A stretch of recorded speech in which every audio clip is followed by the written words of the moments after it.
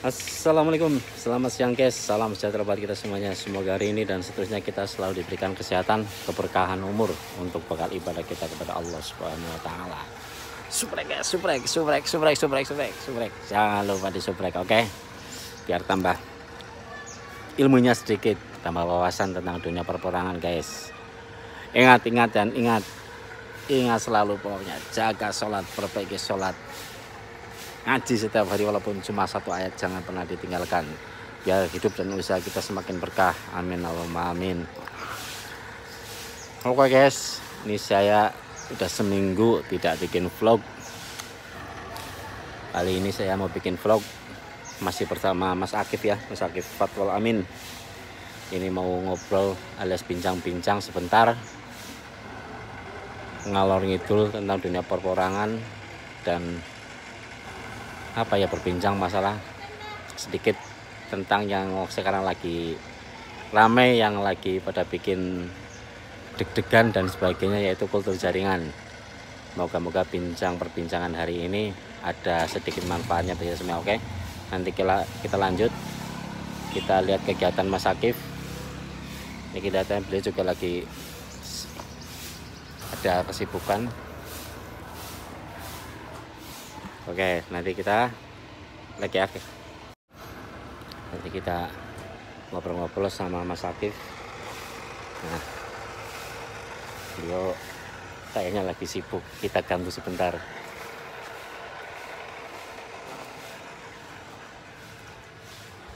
Assalamualaikum Juragan. Waalaikumsalam warahmatullahi. Selamat siang. Gimana kabarnya? Ya, sehat alhamdulillah. Ini lagi ada kegiatan apa ini tuh Ben? Ini bongkar yang polybag yang sudah dorman, Oh, ini apa? mau di iya. Udah dorman, ini mau dipindahin, mau di karantina itu apa Iya. gimana? Nah, ini kayak gini kan tanahnya kita tetap kita gunakan lagi untuk berikutnya gitu. Ini kan sudah lumayan. Wow ya, ini juga rata-rata sudah lumayan ini dari polybagan. Ya guys. Nah Ini usia berapa bulan Pak? ini sudah 6 bulan lebih. Oh, itu di polybag usia 6 bulan lebih guys. Ada yang masih baru lah. Nah ini kemarin pada roboh karena nanamnya itu terlalu ke Bawah bawah, ya? sehingga umbinya nyentol di bawah. Ini kita coba. Ya nih. Oh iya Nah, guys, iya. jadi dia nggak bisa polybagnya itu nggak bisa posisi datar, makanya yang menjadikan sebabnya pada ya. tumbang gitu karena Terlalu umbinya bawah di ya? bawah. Iya, jadi dia udah nggak bisa membesar ini. Ya. Nah, tapi ya lumayan lah. Alhamdulillah ya. Kira 2 on 3 on lah. Oke. Iya. Oh iya, ini mau minta waktunya Pak sebentar buat ngobrol-ngobrol. Gimana? Oh, iya. Ini teman-teman katanya pengen ya sedikit ada suatu gambaran, suatu jalan keluar mungkin ya, atau mungkin apalah nanti kita obrolkan terkait dengan ini yang lagi rame Pak. Apa itu? Yaitu kultur jaringan. Kultur jaringan, ya. Siap, Oke. siap. Oke. Mau di sini apa gimana? Gimana enak ya? Mau di sini? Sama sambil ngopi. Oke. Ya, Ya, ada. Oke, siap. Ya, oke guys, nanti lanjut ya guys. Ya. Oke, serius. Assalamualaikum. Sehat. Alhamdulillah sehat, semoga sehat Mas. Alhamdulillah sehat juga. Ini pengen ngobrol-ngobrol lagi nih. Iya. Ngobrol-ngobrol yang agak serius tapi santai. Oh, gitu. Jadi Ya. sersan. Ya. Ini lagi kesibukan apa tadi Mas? Itu tadi habis yang kemarin penanaman dari biji katak di polybag, karena kemarin tidak sempat untuk memindahkan ke lahan biasa. Pada dorman saya buka, ternyata ya juga hasilnya juga lumayan pertumbuhannya. Karena itu yang jelas itu polybagan tadi itu adalah dari temen atau tetangga di sini yang memang nanam, tak suruh nanam, kita buatkan polybagnya, tak kasih ini, terus nanti distorkan ke sini kembali. Gitu ya. Oh iya, ini menanggapi, menindaklanjuti berita-berita nih dari teman-teman, dari grup kita maupun grup sebelah maupun grup teman kita yang ada di Jawa maupun luar Jawa.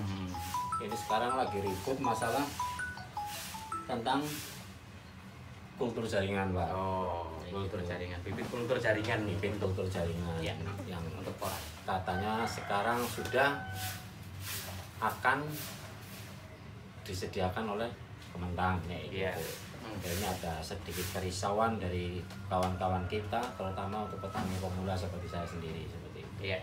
Nah itu kalau dari jenengan tanggapannya bagaimana tentang bibit kultur jaringan itu sendiri? Kultur jaringan itu sendiri ya. Baik. Sebenarnya untuk masalah yang pertama kultur jaringan. Jadi kita pertama harus tahu dulu itu apa kultur jaringan. Yang kalau dalam berita ataupun apa beberapa artikel bahwasanya kultur jaringan itu hasilnya akan lebih bagus, bibitnya akan lebih bagus dan lain-lain sebagainya lah, baik dari pertumbuhan maupun dari kualitas ya.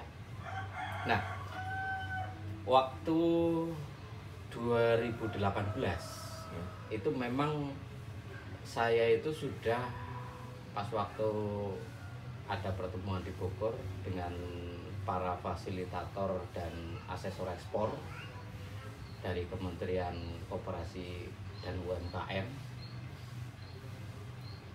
Sempat saya membahas tentang masalah budidaya porang dan potensi ekonominya.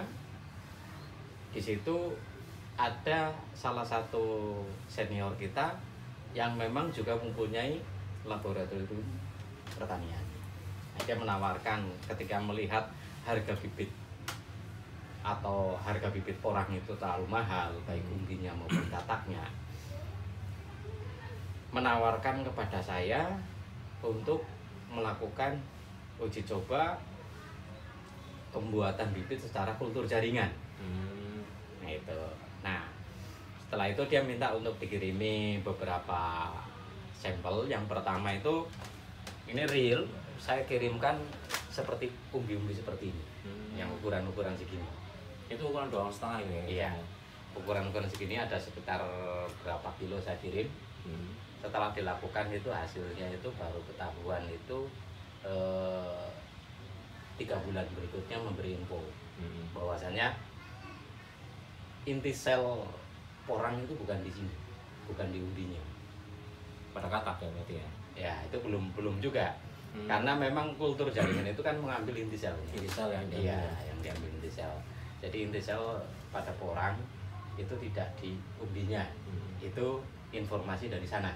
Setelah itu saya kirimkan lagi biji-biji katak. Nah, yang seperti ini. Biji-biji katak ini. Nah, infonya Mas Hakim itu tolong kayaknya inti selnya itu bukan pada umbi.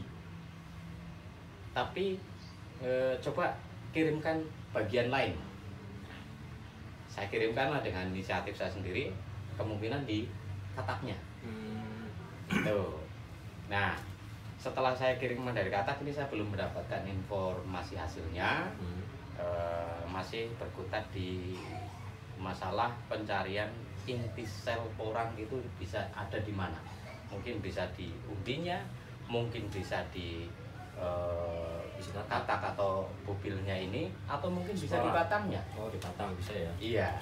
Nah, itu yang belum tahu, karena itu memang juga di luar kemampuan saya tidak bisa berbicara lebih banyak tentang masalah inti selnya itu di mana.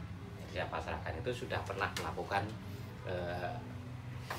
kerja sama lah untuk sama teman yang memang bidangnya di pertanian seperti itu. Nah kalau gini Pak, misalkan kalau terjadi ada sistem kultur jaringan ya, sampai turun ke desa-desa misalnya seperti itu, terus keuntungan kita di mana, atau mungkin kerugian kita, kerugian besar kita di mana? Nah, begini, secara logika, kalau dalam suatu pertanian yang rakyat, pertanian rakyat lah, budidaya untuk rakyat, memang porang untuk bibitnya dengan bibit yang seperti itu susah untuk dikembangkan masyarakat ekonomi menengah ke bawah. Coba sekarang kalau untuk menanam katakanlah 100 ubi atau 1.400 meter persegi, itu membutuhkan bibit katak berapa kilo? Bila titik tanamnya itu per meternya itu 9 titik tanam, berarti kali 1.400 dikurangi 20-25% lah untuk jalur ini airnya. Ya, jalur investigasi ataupun pengairan, betul. Nah, di situ kan paling tidak ada 9 kali 1.000, 9.000 butir biji katak yang kita butuhkan. Kalau dalam 1 kilo isinya itu 200 atau 300 katakan, jadi 9.000 dibagi 300, 9 gitu, berarti 300 kilo. Itu modal cukup besar ya, makanya jangan bilang petani porang itu boleh dibilang apa ya, benar-benar yang melakukan adalah petani kelas menengah ke atas. Iya. Karena itu membuat modal sangat besar. Itu baru dari bibit, belum buat keperluan yang lain. Misalkan pengolahan lahan, terus penyediaan pupuk, nanti ada uang perawatan dan sebagainya. Iya. Gitu kan. Jadi tadi kalau pomanya untuk 9.000 meter persegi itu paling tidak kan membutuhkan 30 kilo lah, 30 kilo bibit katak, sedangkan 1 kilonya itu sudah 200.000 atau 200 atau nanti mungkin bisa sampai 300. Itu kan itu sangat tinggi untuk para petani masyarakat yang menengah ke bawah. Itu baru dari bibitnya nilainya segitu dan lain sebagainya, itu sangat memberatkan. Dan walaupun nanti masa panennya itu hasilnya di angka 10.000, tapi mending yang 1 biji katak ini atau 1 pohon inilah harganya itu Rp500, menjadi harganya Rp500 dengan panen hasilnya 1 ubinya nanti paling tinggi 6.000 atau 8.000. Jadi hitung-hitungannya modal untuk kebutuhan bibit dan budidaya porang itu lebih rendah, hasilnya walaupun secara angkanya itu lebih rendah 8.000, tapi itu memudahkan untuk ekonomi bawah dan untuk margin keuntungannya juga lebih besar daripada yang seperti sekarang ini sudah tidak terkendali ini harga. Kan tidak bisa ada yang mengendalikan ya. Iya, nggak bisa. Karena tidak ada standarisasi harga. Seperti itu. Adanya pengendalian yaitu dengan cara memudahkan untuk mendapatkan bibit. Gitu. Jadi memang kultur jaringan itu, pembibitan kultur jaringan memang diperlukan. Cuma sampai saat ini saya belum mendapatkan informasi yang valid bahwasanya bibit kultur jaringan itu lebih baik, bukan hanya sebatas lebih bagusnya, tetapi kultur jaringan, bahwa pengadaan bibit secara kultur jaringan itu berhasil secara maksimal. Pengadaan bibit secara kultur jaringan itu berhasil secara maksimal sudah atau belum? Kalau hanya yang dimaksud kultur jaringan adalah ini dibelah menjadi banyak, itu nggak perlu pakai laboratorium. Saya juga sudah melakukan itu. Sudah bisa kita. Iya, ini saya belah menjadi 12. Dan tumbuh semua tumbuh semua. Betul. Nah, ini yang kalau kultur jaringan kan segini ini harusnya bisa ribuan. menjadi ribuan. Minimal 700. Oke, berarti intinya kultur jaringan kalau dari keuntungan kita mendapatkan bibit, suplai bibit lebih mudah lebih murah. Itu mungkin salah satu keuntungannya. Kalau kerugiannya, karena gini Pak, kita menanam porang itu bukan berharap dari umbinya saja yang kita jual, tapi berharap juga dari katak, karena kita beli kataknya kemarin mahalnya bukan main. Kita juga berharap nanti hasil panenannya pun kita bisa menjual sedemikian rupa. Nah, seperti itu. Dulunya mungkin beli 200 atau 250 apa 300, paling tidak kita ada tumpangan dari modal kita seperti itu. Nah, kalau misalkan ada kultur jaringan nanti dibikin masal dan sebagainya bibit murah lah, bibit katak nanti sudah dulu kita belinya mahal-mahal dan ternyata nanti harganya drop, walaupun di harga umbi itu tetap karena itu di harga pabrik seperti itu, udah ada standar harga pabrik. Tapi kalau katakan tidak ada harga standarnya seperti itu. Nah itu menurut jenengan gimana itu? Pertama itu yang perlu dirubah mindset, mindsetnya dulu. Jadi saya beli katak, ini katakan 1 kilo, 1 kilo harganya saya beli untuk mendekati musim tanam kemarin 250 katakan seperti itu ya. 250 ini nanti hasil kataknya saya jual dengan harapan mengembalikan ini. Iya. Itu apa namanya, mindset yang salah. Mindsetnya yang salah. Saya beli bibit ini sekali, nah nanti hasil katak-kataknya itu untuk kebutuhan sendiri yang dijual umbinya gitu ya. Tapi kan namanya petani pemula atau yang baru itu, yang baru mengenal porang, belum tahu siklus porang bagaimana, itu kan masih was-was dan ya rasa ketakutan pasti ada Pak. Yang namanya kita tanam apa, menggunakan modal, pasti iming-imingnya pengen lebih dan lebih. Padahal kalau yang akan dibicarakan, kita tanam 1 biji katak itu untungnya sudah berapa?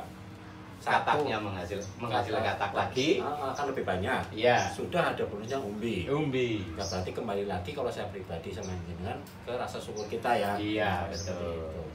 Jadi kan kadang ada orang, saya kemarin beli bibit katak sekilo isi misalkan 250 apa 300 apa berapa, besok panen saya harap bisa menjual lebih dari harga yang mana saya beli. Kayak gitu, tanpa memikirkan bahwa untungnya sudah banyak, padahal tanam 1 kembalinya katak lebih banyak, udah pasti dapat umbinya nanti kita setorkan ke pabrik. Seperti itu. Tapi kan yang namanya orang-orang, karakter orang berbeda Pak. Nah ini kalau dari sudut pandang jenengan gimana? Ya itu tadi seperti ini. Jadi keuntungan, kalau dilihat dari keuntungannya ya, ini harga katakanlah saya beli pertama itu 250 per kilo di mendekati musim panen. Nah, setelah itu ketika saya tanam, keuntungannya 1 ini paling tidak menumbuhkan tunas, ganti tunas sampai 3 kali lah. Iya. Tunas pertama ya, tunas pertama mungkin belum berhasil kataknya, tunas kedua dan ketiga pasti. Nah, tunas kedua saja itu sudah menghasilkan 4. Iya. 4. Udah ada katak supernya. Iya. Yang berikutnya lagi juga ada 4 lagi. Iya, minimal. Seperti itu. Nah, itu kalau nggak dihitung keuntungan, itu apa namanya? Manusia apa? Kan berarti kurang bersyukurnya. Kurang bersyukur ini ya. Iya.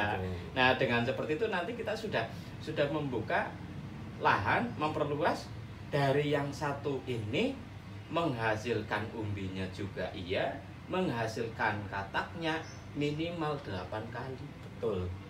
Iya kan? Iya, betul. Nah, minimal 8 kali. 8 kali ini, itulah keuntungannya. Berikutnya kita sudah tidak perlu beli lagi. Kalau umpamanya 1 kilo isi 300 atau isi 200 lah, yang minimum 1 kilo isi 200.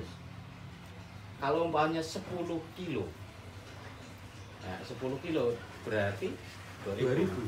Dari 2000 kali 8 bukan ya. dari 4 lagi. Berapa itu sudah? Udah 2 kali 4 sudah kelihatan berapa kan? Iya. 8, 16 itu guys. Makanya pandai-pandailah kita bersyukur. Wajib bersyukur ke umumnya guys. Nah itu tadi penjelasan dari Pak Akif. Mudah-mudahan banyak sekali manfaatnya, terutama buat saya pribadi, karena saya masih sekolah dan terus belajar untuk mengenali porang lebih dalam lagi. Pokoknya timba ilmu sebanyak-banyaknya guys. Sebelum nanti tiba di musim tanam, kita sudah mempunyai bekal ilmu yang mumpuni. Cara pengolahan lahan bagaimana, cara pemilihan bibit bagaimana yang baik dan berkualitas, terus nanti perawatannya bagaimana. Jangan bosan-bosan silaturahim ke lebih yang senior lagi. Banyak yang komunikasi, itu kuncinya guys. Jangan bosan-bosan menimba ilmu. pokoknya ini ada satu lagi tentang masalah kultur jaringan itu ya. Memang kalau kultur jaringan ini memang benar-benar segera berhasil, pengadaan duit itu merupakan suatu berkah bagi para petani justru. Berkahnya bagi para petani bagaimana? Semua petani, semua masyarakat, baik di Kebumen maupun di mana, itu dia akan lebih mudah, lebih ringan ketika mau berbudidaya porang. Emang ada pernah kemarin yang menginfokan kepada saya tentang budidaya tentang pengadaan kultur jaringan tersebut. Pengadaan kultur jaringan tersebut itu kalau tidak salah teman dari daerah Sumatera yang melakukan seperti itu. Cuma saya masih berbicara atau tangkapan saya itu teknisnya hanya sebatas ini dirajang menjadi banyak, itu aja. Oh iya, terus gini Pak, juga ada pertanyaan was-was. Sebenarnya kita dulu udah bikin video masalah yang mau muncul kultur jaringan, sudah pernah kita bahas jauh-jauh hari ya. Ya. Nah, dari minum kopinya. Memang. Terus ada gini Pak, kekhawatiran juga dari pemula. Kalau kultur jaringan itu terjadi, bibit kultur jaringan terjadi dan tersebar, apakah nanti hukum pasar itu juga bakal terjadi? Misalkan karena sudah banyaknya barang, sudah banyaknya hasil panen, terus nanti berpengaruh pada nilai jual, karena ya boleh dibilang sudah massal seperti itu. Nah, itu tanggapannya jenengan gimana? Nah tadi itu kan saya sudah menyampaikan bahwasanya di awal tadi, jadi umbi ini katakan kalau untuk ditanam lagi sebagai bibit ini harganya 2.000 umpamanya ya, 2.000 begitu pembesaran nanti saya jual harganya 8.000 atau mungkin 10.000 per kilo. Ini jadi 1 kilo katakan. 1 kilo dari 2.000 ke 8.000, selisihnya marginnya itu berapa? 6.000 kan. Tapi ketika ini harganya 500, dijualnya nanti di angka 5.000, di 6.000 lah, di 6.000, 500 ke 6.000 berapa? Selisihnya 5.500 kan. Berarti kan selisihnya hanya sedikit. Tapi untuk mendapatkan satu ini lebih mudah yang harga 500. Iya. Maksudnya. Iya kan? Nah, itu hitung-hitungannya seperti itu. Jangan sekarang murah nanti jangan seperti ini. Nah, dan saya masih mendapatkan informasi bahwasanya porang ini bahkan dari Menteri Pertanian itu kan sudah menyampaikan di media-media, dia menyampaikan bahwanya porang itu adalah nanti menjadi mahkotanya pertanian di Indonesia. Pokoknya jangan khawatir guys, ayo timba ilmu, ayo kumpulin modal, kita tanam sebanyak-banyaknya sesuai kemampuan, tapi ya, sesuai kemampuan kembali lagi. Jangan dipaksakan. Jangan dipaksakan, nanti empot-empotan, pusing guys. Oke, mudah-mudahan video kali ini ada yang sedikit bermanfaat. Selalu ingat, bantu di view videonya biar nggak gagal paham, di like, di share, dan di subscribe ya. Mudah-mudahan menjadi amal di kita Anda bisa ya membantu video saya berkembang di dalam dunia pertanian porang, terutama di daerah Kebumen. Kalau ada salah kata, mohon dimaafkan karena saya masih belajar, sedang menimba ilmu. Mohon support dan dukungannya. Salam dari keluarga petani porang Kebumen, Konjek Mania mantap. Terima kasih Pak atas waktunya. Waalaikumsalam. Terima kasih. Mantap guys.